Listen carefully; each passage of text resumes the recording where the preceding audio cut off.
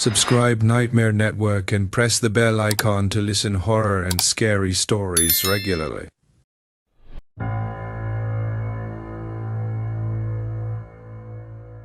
When the headline screamed, "Local woman found in basement horror," I was naturally curious. Little did I know I would soon find myself in a similar predicament not a week later. According to the story, a group of masked intruders had broken into a wealthy widow's home, seeking a stash of rare jewelry rumored to be hidden there. The woman, caught off guard, truthfully told the gang that no such collection existed. All she had was a modest safe containing some documents and cash in her study. This revelation didn't please the intruders, who chose to disbelieve her. For the next hour, they took turns torturing her for the location of the non-existent jewels. It was only the arrival of a concerned neighbor that caused the thieves to scatter. By that point, the widow was barely clinging to life and was rushed to the hospital. It was a terrifying story, but never once did I think I was in any danger. My wealth consisted of a collection of rare first edition books that my mother had left me, worth about $30,000. I had the collection appraised the year before, but I declined the appraiser's offer of $12,000. The books sat collecting dust in my office safe. I assume this is where I was chosen as a target. A week or so later, I was relaxing on my couch, reading a novel. It was about 3 p.m. on a Sunday when a loud crashing sound came from the front door. I was so absorbed in my book that I nearly jumped out of my skin. Peeking around the corner, I saw 3 masked figures pouring one by one through my shattered door. They surrounded me with guns raised. Within seconds, I was told to get on my knees, and naturally, I complied. My heart was pounding, and my mouth went dry. Instead of shooting me, one of them demanded the combination to my safe. This was the first moment I realized who I was dealing with. I tried to play dumb. "There's no safe. Why would I have a safe?" I said.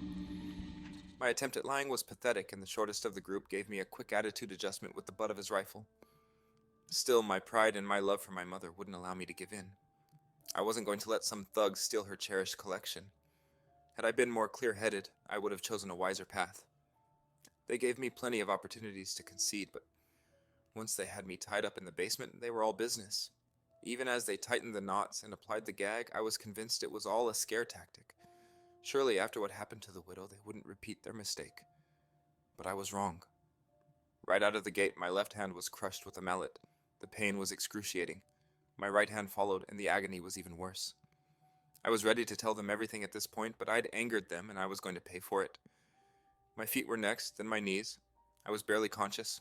Only then was I allowed to speak. While one guy was upstairs, the remaining 2 huddled in the corner, whispering. I could only imagine my fate was being discussed. I had never seen their faces, so there was no reason for them to add murder to their list of crimes, I thought. I clung to the hope that I'd see the morning. The next few hours were a blur.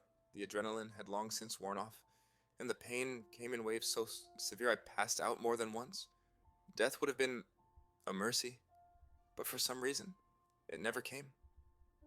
I can't tell you. When the gang left, I wouldn't have known how long I spent tied up, but had my daughter not told me later. Yes, my daughter. Her determination would be my salvation, just as mine was almost my undoing. After multiple unanswered calls, she began to believe I was avoiding her. The young woman drove 50 miles one way just to check on me. I thought I was dreaming when her voice echoed down the basement stairs. I thought I was hallucinating. It was the paramedics moving me that finally woke me up. For a split second, I believed them to be my captors. Their faces were unmasked, and I was sure death was coming. But my daughter calmly placed her hands on my shoulders and assured me that everything was over. What followed next was predictable. My time in the hospital was long, with multiple surgeries. The recovery afterward was spent in various casts and, for a time, in a wheelchair. For the most part, I have completely healed. The cold and damp are a chore, but since moving to a warmer climate, I experience that pain very rarely. As sad as it may sound, I harbor no lasting hatred for those thieves. They may have taken something valuable, but they gave me something much more important back: my life. Nonetheless, I was relieved when I was notified of their arrest 8 months later. Only a small amount of the book collection was reclaimed, most of it having been sold off. I was surprised to get any of it back at all. I briefly returned to work after my recovery, but have since retired. The majority of my days are now spent in leisurely pursuits like gardening and painting. very quiet and lonely boy. I can't hang out with people, so I mostly live alone. My parents, who are very rich, gave me a lot of money to start living alone and start my life. That's why I bought a house. That house was very luxury, and there was a basement there. The basement was my favorite thing, but now I don't like it, because after that incident, I am afraid to go to the basement. Anyway, it all started like this. I used to live in my house, and I was very happy. Everything was going well. One day, a thought came to my mind to get a pet, so I adopted a German Shepherd puppy from my friend. I named him Reno. He was very active. He used to do a lot of mischief. I liked him a lot. When I used to sleep at night, I used to feel that he used to get up from me and go down to drink water or do something else. I think he used to go down to drink water or eat something, but he used to get up at night daily. I don't remember what day it was, but it was almost 1 o'clock at night. My phone was on because there was a story playing in the background that I was listening to. And I was sleeping. I was not in deep sleep. Usually I don't get deep sleep, but I used to get up at 6 o'clock in the morning. I was sleeping when I heard a noise. Reno got up from my bed and get out of the room. I don't know why I felt that day. I felt like I should also go and drink water. And to inspect what Reno usually was doing on a daily basis, mostly at nights. I got up and turned on the flashlight of my mobile. I turned on the lamp too, and the light of the room was on. I was going down. Reno's place to eat and play was in the basement. I opened the door of the basement. I slowly started walking down. I was going down the stairs. You won't believe it. The scene I saw was very scary. You must have heard about ski walkers. Some creatures called ski walkers live between us. They can change their body shape. I don't believe it. But it's true. I faced it. These things are real. The way I was going down. Reno was standing on his 2 feet. He was doing something. The way we do something with our 2 hands. He was doing it too, but it was not visible to me. Reno's back was towards me. He was standing on his 2 feet. How can a dog stand on its 2 feet? Anyway, he was standing. As soon as I went down, I called out, "Reno, what are you doing?" In a loud voice. He turned around and looked at me. He was still standing. His eyes were white and his teeth, it were big. His mouth was open like he was planning to bite me.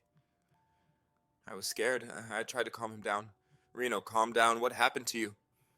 "Let's go to the doctor. Come with me." But he was still standing there, just staring at me. I don't understand. As soon as I stepped up, I thought, why don't I run away from here and I should call the police. They should come and see what happened to my dog. As soon as I stepped up, he ran behind me on his 2 feet. He was running like a human being. He was running so fast. Anyway, my speed was higher than him. I managed to get out of the basement and shut the door closed. I had no idea what kind of dog he was, but I ran up and closed the door of the basement. I called it 911. The police came in and checked my house. As soon as he opened the door of the basement, Reno was still standing on his 2 feet.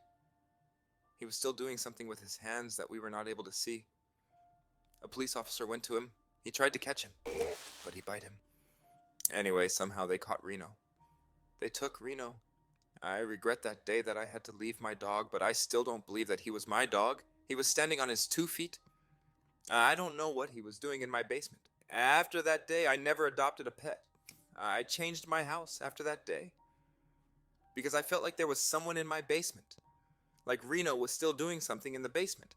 I sell my house and return to my parents.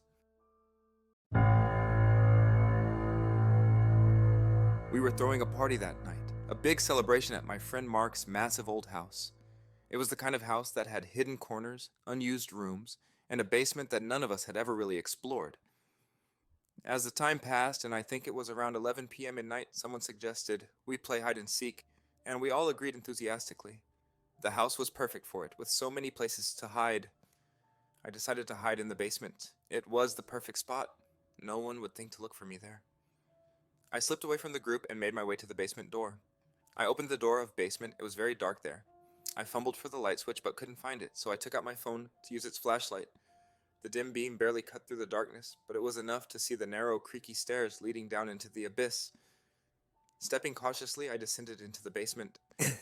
Each step creaked loudly under my weight, making me cringe and hope no one upstairs heard. The basement was colder than I expected, And the further down I went, the more I felt like I was being swallowed by the darkness.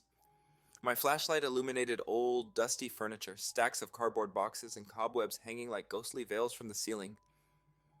I found a spot behind a stack of boxes and settled in, turning off my flashlight to save my battery. My eyes slowly adjusted to the darkness, but it remained oppressively thick.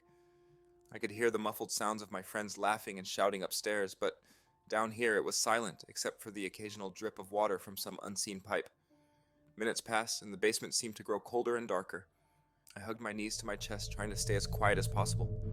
Suddenly I heard something, a soft scraping sound like something being dragged across the floor. I froze, straining to hear over the pounding of my heart. The sound came again, closer this time.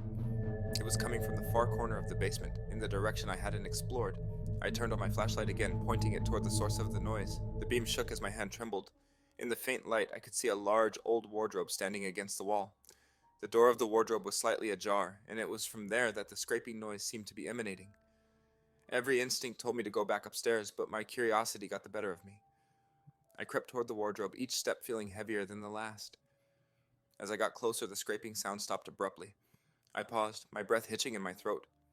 Slowly, I reached out and pulled the wardrobe door open wider, shining my flashlight inside.